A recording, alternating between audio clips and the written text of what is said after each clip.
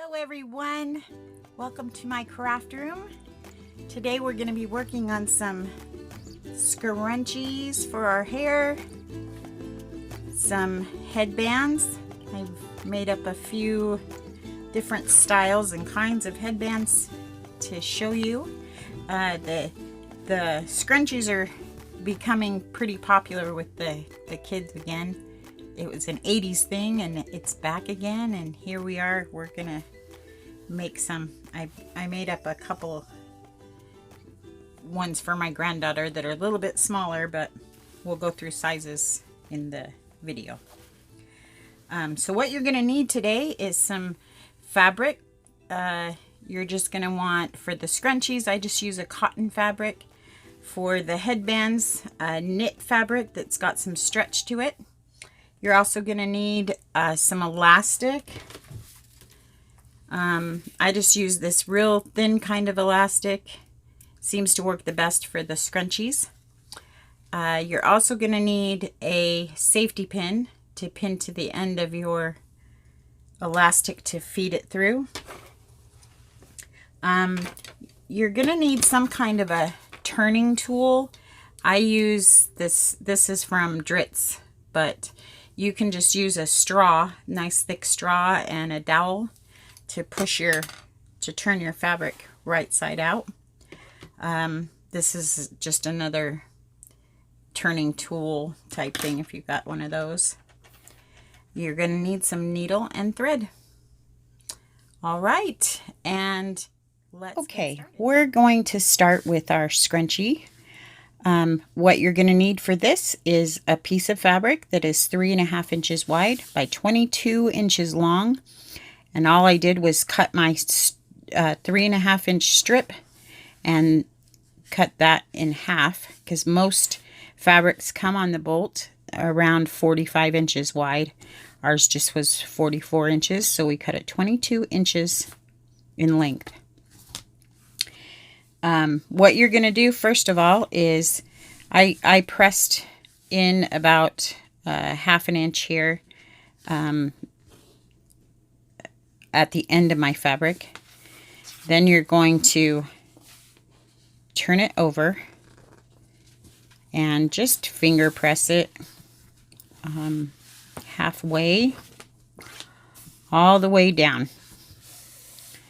And I just take my fingers. Finger pressing is just taking your fingers and just pressing it really hard so it gets a little bit of a fold in it.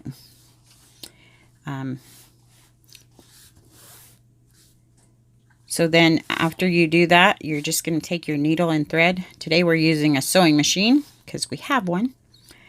And sew all the way down the entire length, about 1/2 inch or 1/4 inch into that. So let's go do that. Okay, we've sewed our fabric. I did it in white thread, but you're going to want to use a coordinating thread. And we've sewed it the entire length, the entire 22 inches.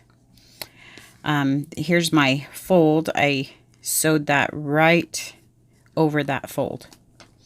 Then what you're going to want to do is take your turning tool or your straw, put that inside the fabric, try to catch the end of it here, and push it all the way through that straw till you come out the other side.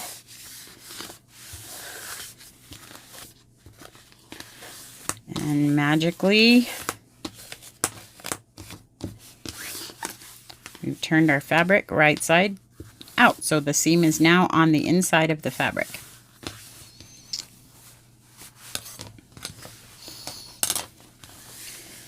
Okay, so then when you get that turned, you're going to take your elastic and close the safety pin onto it and feed that through your fabric all the way through.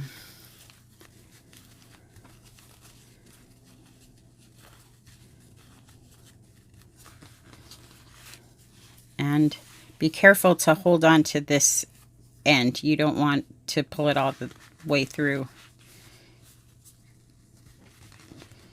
because then you can't grab the other side. Okay, so there's the end of our safety pin. And you've got both ends here. Take this, go ahead and take the safety pin out off when you've got both ends.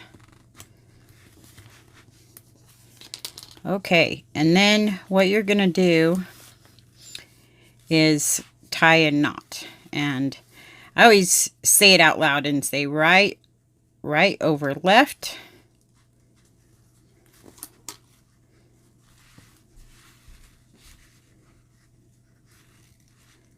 And then left.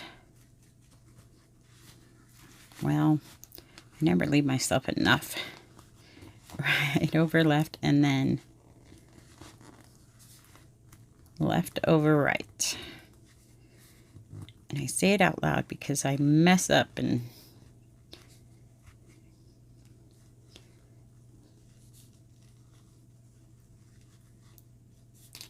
okay, and that makes a square knot in it, which is a pretty secure little knot.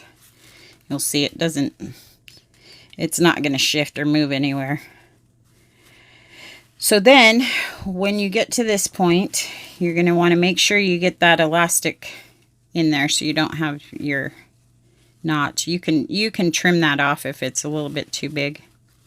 I just leave mine on there. So then you're going to take that edge that we folded over, and you're going to feed the raw into the finished edge.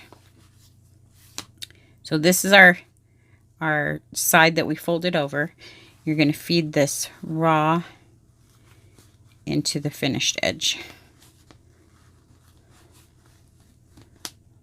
Well, let me clip these threads. Okay, so we've fed our raw edge into the finished edge, and we're just going to sew right close to the edge. I'm going to sew it on the sewing machine, but we're going to go forward and then backward just to secure it. When you're twisting, make sure you're not twisting up your fabric, so you don't have any kind of weird twists in the scrunchie. So let's get that sewed. Okay, so we've sewed down and back. Then you're just going to want to redistribute the fabric kind of around it. And voila, we've got a cute little scrunchie for our hair. Okay, and for the second style, we're doing a headband. You're going to want to use a knit fabric that's got some stretch to it. Make sure your stretch is going in the length of the fabric. Sometimes knits don't have stretch both ways. This one just stretches this way, so I'm going to want to make sure I use this. Now for this one, you're going to cut 6 inches by 18 inches approximately. That's for an adult size. For a child size, I used a 14 inches for my granddaughter. She's about 2. And it depends, I guess, on the size of the head, but most adults are going to be about 18 inches. Okay, so you're going to put the fabric 6 inches by 18 inches. You're going to fold it right sides together. Then you're going to stitch all the way down and stop so that you've got about an inch and a half at the end. You're going to want to stop your stitching right there and back stitch. Now we're going to use a zigzag stitch because this is a knit, and we still want that stitch to be able to stretch. If you use a straight stitch, it won't be stretchy and you'll break your threads. So you're going to want to use either a zigzag stitch or an overlock stitch, a knit stitch on the sewing machine. All right. Okay, so I've zigzagged all the way down the entire length of my piece. I've left a little bit of a end there that's not stitched. We're going to take this and we're going to turn it all the way inside out. This one's a little easier to turn than our scrunchie. We can just do this one by hand. Turn it inside out. Give it a little shake once you get it all in there, and it turns fairly easy. Okay, once you get it all turned inside out, there's the end of our stitching there, or right side out. You're going to take it and feed it back through so that it's inside out again. I know this is kind of silly, but then you're going to catch this other end. So you've got all of the right sides. You're basically making a inside out tube.